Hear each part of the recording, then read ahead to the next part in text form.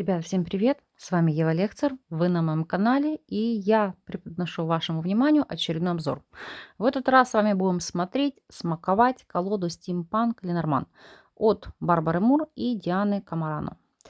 Колода этого года, очень ее ждала, она появилась в ноябре. Издательство Лос Карабео, конечно же, выпускает по соавторским правам и издательство Левелин.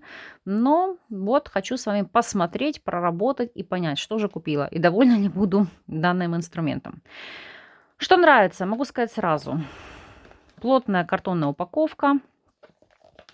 Здесь вы видите манускрипты, либо маленькие, скажем так, репродукции карт, которые вы увидите здесь в колоде, и кратенькое описание, о чем здесь идет речь, что в основу положил автор. Очень будет, знаете, мне кажется, классно работать в паре со Steampunk Tarot, но это проверим со временем. А сейчас давайте смотреть и наслаждаться этим инструментом. Итак, качество самой упаковки претензий нет. Нет нигде никаких отслоек, ничего не отклеивается. Есть шелковый шнурок для изъятия карт. Это уже радует. А вы знаете, что я барышня очень придирчивая. Казалось бы, мелочь, но тем не менее для многих она актуальна. Более того, мне нравится, что здесь есть выемка под пальцы. Почему? Потому что это не имеет значения, даже там длинные у вас ногти или нет. На самом деле так удобнее открывать колоду. Не приходится там где-то ковырять, пока колода новая, чтобы удалось вам ее открыть. Цветовая палитра, думаю, ясна. Очень такая теплая, ненавязчивая, не режущая глаз. Этим она меня, по сути, и зацепила. Тем более хотелось чего-нибудь такого оригинального в своей коллекции. Так, мануал сейчас отложу. Обязательно его посмотрю. Давайте обратим внимание на колоду. Вот такая офигенская у нас рубашка в стиле стимпанк. Вообще к вырубке колоде, ко всему остальному вопросов нет. Все замечательно. Картон хорошего качества, плотный, потому что для кого-то это очень важно, поэтому обращайте внимание на эти моменты. Как вы видите, глянцевая двухсторонняя ламинация. И теперь будем просматривать сами карты. Здесь 36 арканов без каких-либо добавочных элементов, добавочных оракульных карт, либо те, которые, так сказать, додумали авторы и внесли какие-то коррективы. Нет, вот строго 36 карт, 36 листов. Итак, поехали. Всадник. Нумерация арканов, вы видите, здесь она находится в правом нижнем углу. Вот такой у нас технический здесь товарищ. Клевер. Что хочу сказать. С одной стороны, реально круто, но с другой стороны, вот эти вот моменты, вот сейчас смотрю, почему-то отвлекают. Может, это пока с непривычки. Потом посмотрю, как будет в работе. Корабль. А вот корабль мне очень понравился. Его подача, его изображение. Прям вау. Действительно очень классно. Дом. Обратите внимание, добротный, красивый, открытые ворота, новые возможности, новые перспективы. Поэтому это стабильность, это роскошь, это комфорт и уют. Ну, карта семьи, карта близких. Дерево. Такой вот многовековой баобаб, как символ, в принципе, и рода, и здоровья, и какой-либо ситуации, которая своими корнями уходит глубоко под почву. Обратите внимание, какие интересные тучи. Скажу честно, вот, допустим, если бы не было этой подачи, я бы подумала, что здесь дирижабль как раз есть в виде корабля, но только воздушного судна. Вот серьезно, если бы не было подписано, думаешь, ну какие здесь тучи? Облака, да. Но вот видите, карта здесь и вообще сама колода выполнена в позитивном контексте. Вы здесь не увидите какого-то эмоционального раздрая, либо каких-то серых полутонов. Нет, все в позитиве, все вкусно, все на лайте. Даже змея, смотрите, как проявление мудрости, как сбрасывать старую шкуру, как обновление, как новый опыт и обретение мудрости через этот новый опыт. Отбросить старое. Гроб. Ну, здесь изображение традиционное. Единственное, что вы знаете, в некоторых колодах он открыт, здесь закрыт. И вот как символ эмоциональных переживаний, символ страсти, которую вы похоронили. Но вот эта вот лампа, которая здесь светит, это опять же как, и обратите внимание, здесь стекла. как возможность что-то увидеть в ином свете, похоронив какие-то планы, цели или мечты. Это, знаете, как аутофагия. Вот есть голодание или там кислородное голодание. Вот здесь как страх смерти. У человека действительно начинается кислородное голодание, и как следствие у него начинаются активно вырабатываться какие-то антикризисные идеи, либо идеи по спасению. Так вот здесь такая же подача. Букет. Ну, здесь все замечательно, все красиво. Коса, как символ сбора урожая, то есть не резкость, не опасные ситуации, а как плодородие, возможность получить по максимуму доходов или отношения, которые, вот знаете, как вы хотели, ждали, вот они у вас появились. Метла и плетки, ситуация конфликта, выяснение взаимоотношений, то есть здесь все в традиционном ключе. Птицы, новости, известия, сплетни, слухи, разговоры, суета. Ну и поскольку, обратите внимание, птицы сидят у вас на древе Баобаб, это еще тоже как символ рода, символ ваших близких. Ситуация, которая показывает, что корнями вы принадлежите к вашим предкам, что вот это как последователи, как хранители рода. Карта ребенка очень порадовала, смотрите, какая интересная. Но вот лиса здесь мне почему-то в большей степени похожа на собаку. Не знаю, может, это только мое восприятие. Здесь немножко, мне кажется, не доработали. Но хотя все мило, все красиво. Такая ми-ми-ми. Медведь. Вот здесь как враг, как ипостась, как напор, как угроза, которую можно остановить. Звезды. Ну вот честно, я понимаю, что здесь изображен этот астрономический циферблат. Но не каждый бы это смог понять, что здесь это конкретно речь идет о звездах. Карта аиста. Шикарная. Собака. Вообще супер. Карта башни. Прям дом исследований, лаборатория. Сад. Вот сад вот действительно очень классный по прорисовке. Гора. Опять же, обратите внимание, цветущие земли. Этот ручей или река. Тут затрудняюсь, да, дать вам, что здесь конкретную обратную связь.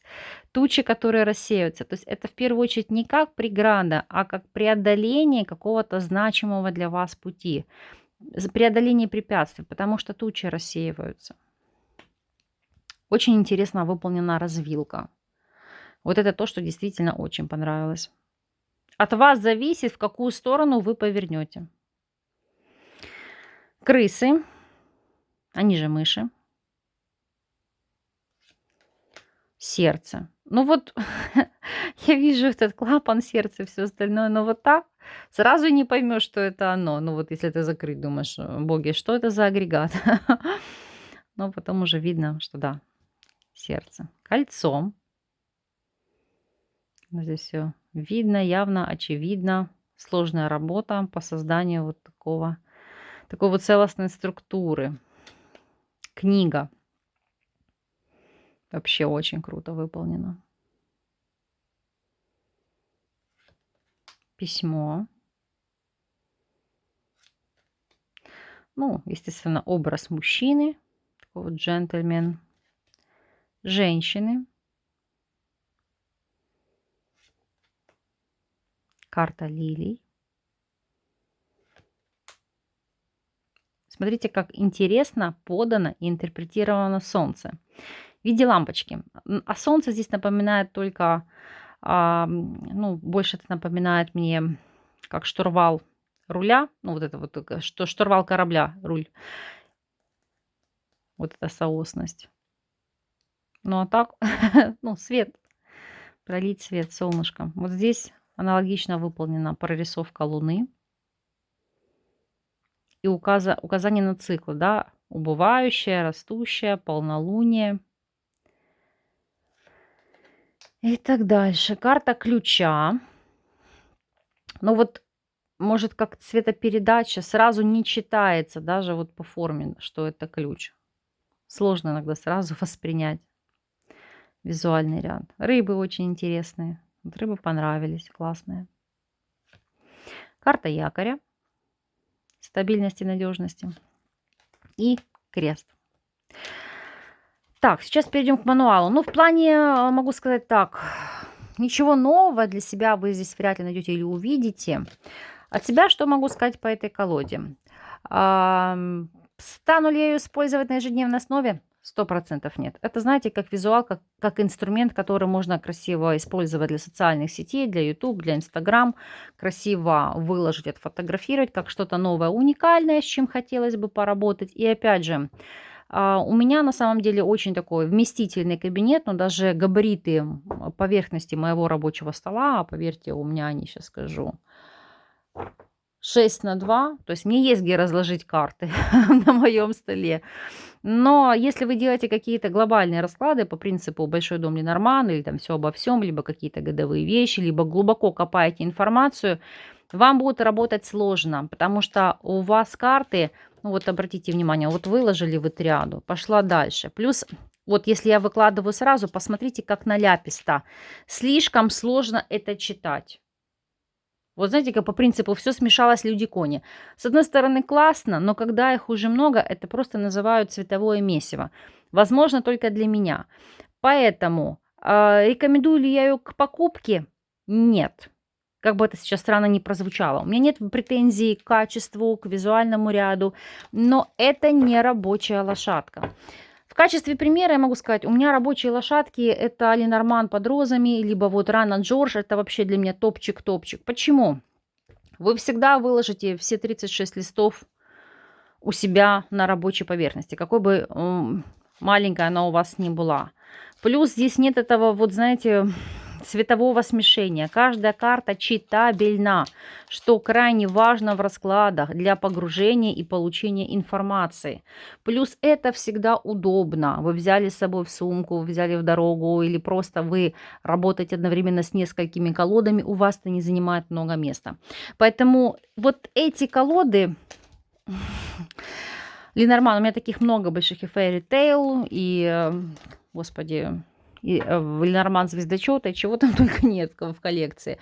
Но вот малышек я люблю больше. Хоть Ленорман Золотой нити, хоть Рана Джордж, хоть Ленорман под розами. Вот это топчик. Это то, что у вас будет работать всегда. Вот это, знаете, как говорю, порадовать свою женскую душу. Но не более того. Максимум, что можно использовать, вот, допустим, когда я делаю... недельные расклады, я вам выкладываю триада, неожиданность периода. Вот там это еще более-менее будет комфортно, относительно читабельно. В остальных же ситуациях, ну, нет. Нет, это не то, что я ждала, на что рассчитывала. Здесь, знаете, вот перемудрили все-таки, говорю, с цветопередачей, оно все сливается в одну массу. Так, ну давайте с вами перейдем к мануалу. Что же здесь? Как всегда, отличного качества. Видите? То есть хорошая, классная полиграфия, белая бумага, шикарная печать. Здесь вы видите, что данный мануал, он мультиязычный. Английский, итальянский, испанский, португальский. Боже мой, что тут за аппендикс? Это приложение, да. Так, краткая инструкция. Как читать карты. Вот краткие ключевые слова, видите, по каждому аркану идут. То есть для вас вы не подчеркнете здесь какой-то мега новой значимой информации. И чтение карт вот триадой. Прошлое, настоящее, будущее.